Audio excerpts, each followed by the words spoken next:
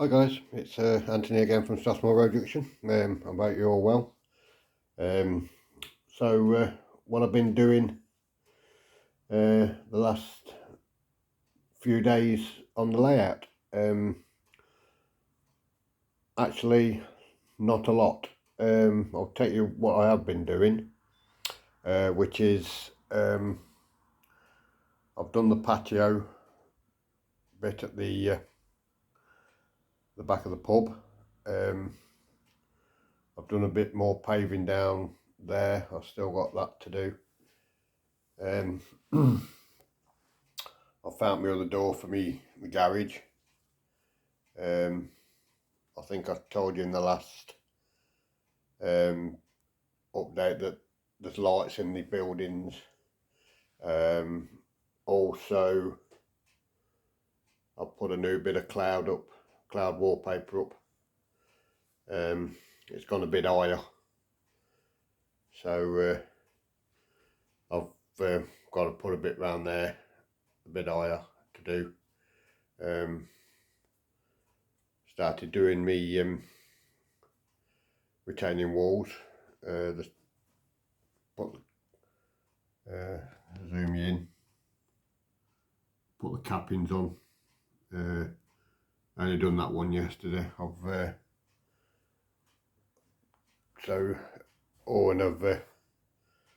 I've just moved the outer track in a little bit because when it comes around that bend, I didn't want it to catch the retaining wall, but it's all working fine.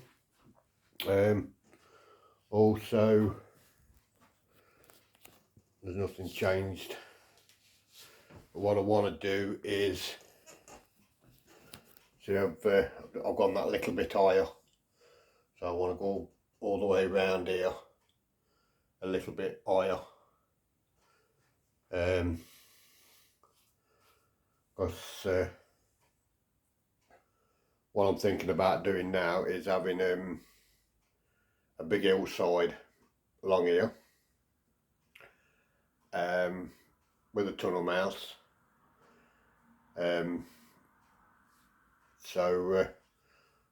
Now I've got it, it's all working spot on, so I'm going to have a big hillside there.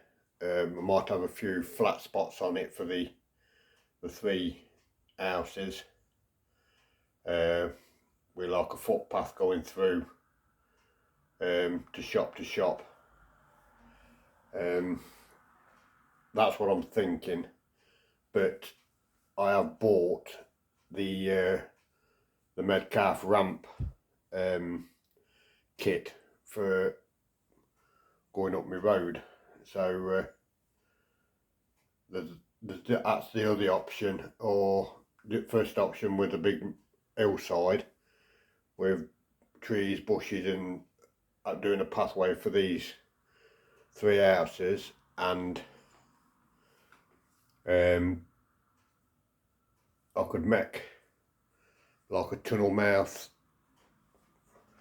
where that piece of wood is, and coming along here, up the ramp, along here, into a raised section for the warehouses. That's another way I've got of thinking, but I've not quite decided yet. But I don't really want to waste the ramp retaining wall with the I don't want to waste it, so I've got to build and use it. So either go with the original plan and having a raised section there, but then it's hard to get these Metcalfe tunnel mouths in situ without the trains or rolling stock hitting them, or have a tunnel mouth there and a tunnel mouth there where the front of that 37 is, and having an hillside with the three houses set in situ with a nice gravel path going, and then using the get rid of all this ballast and having the ramp coming up here into a raised section with a warehouse. That's another option, but I'm not quite sure yet. So that's the way the cookie the gumballs. I'll put a fueling point and the fueling station there as well for this siding. I've got an issue with my Flying Scotsman. I bought it off eBay. I told you the other week I paid £50 for it. It's been working fine. The other day I come up and done a bit of, I want to do a steam running session, and it wouldn't move. So I cleaned it all up, getting it a bit of just a touch of the lubricant on the engine. That works fine. Cleaned all the wheels on the tender, put the tender on the hook at the back, and it just cut everything out. I got in touch with Athens, and the gentleman I spoke to got one exactly the same. He told me to check all the connectors, see if they're not bent, and clean all the wheels and everything. I've done all that, and it's still doing the same. So the Flying Scotsman at the moment is a non-runner. So that's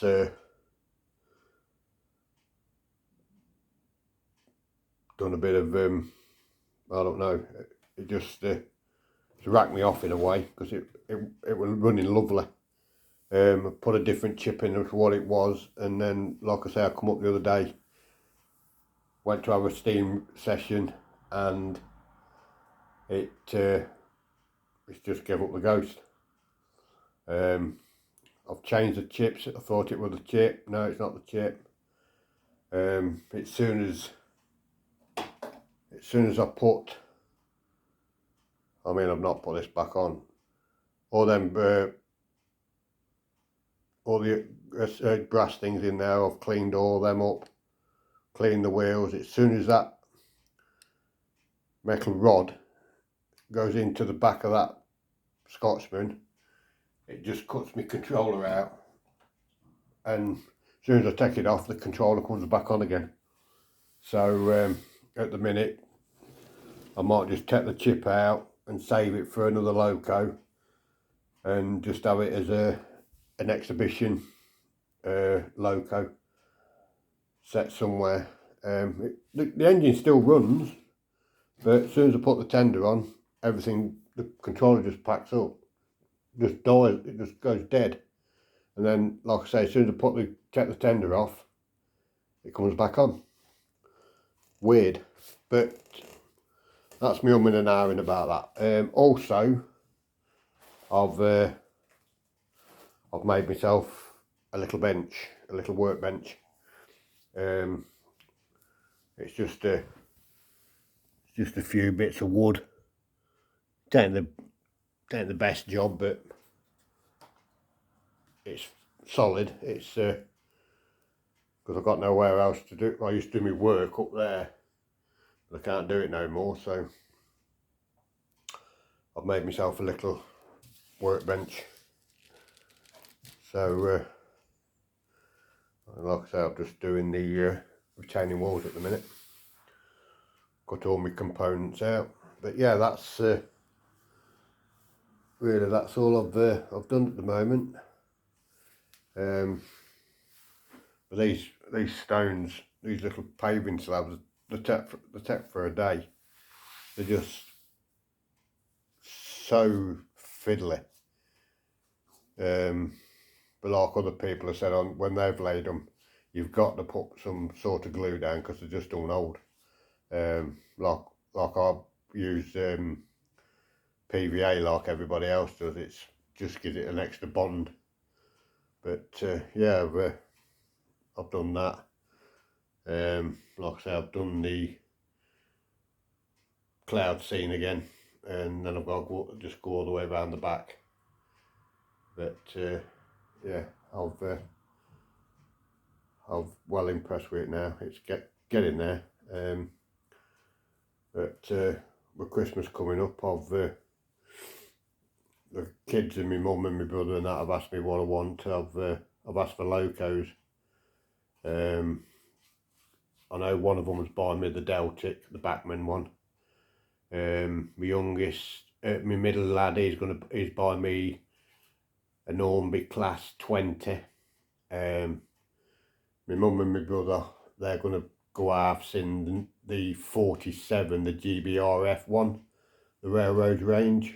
And then that just leaves my oldest son, but he just gave me the money. So there'll be another few more Locos coming to Strathmore Road before long. But I am definitely going to get another Flying Scotsman. I mean, I had that off the same bloke. That runs a dream. That's just absolutely sound, and that's got the same chip in it. But I'm so disappointed with that Scotch. I don't have much luck with the Flying Scotsman, but I like them because it was my late dad's favourite, so I've got that one on the layout. Same with that. That was my dad's, the Eddie Stobart Network Rail. So that'll never leave this. That'll never leave this layout. That means more to me than God. So yeah. So I've got to get another Scotsman because it was my dad's favourite. So here's me rambling on. So I hope you've enjoyed it, guys. Please like and subscribe. If you've got any ideas, how do you think this? What's wrong with this Scotsman, Flying Scotsman? Please get in touch, and I'll try your methods. But I've gone all through what Attons have told me, but I reckon it's go up the ghost. The engine works fine, but it's just tender. So as always, guys, thanks for watching. There will be a running session at the weekend, so please like and subscribe, and I'll catch you in the next one. Thanks for watching, guys. Cheerio. Bye for now. Bye.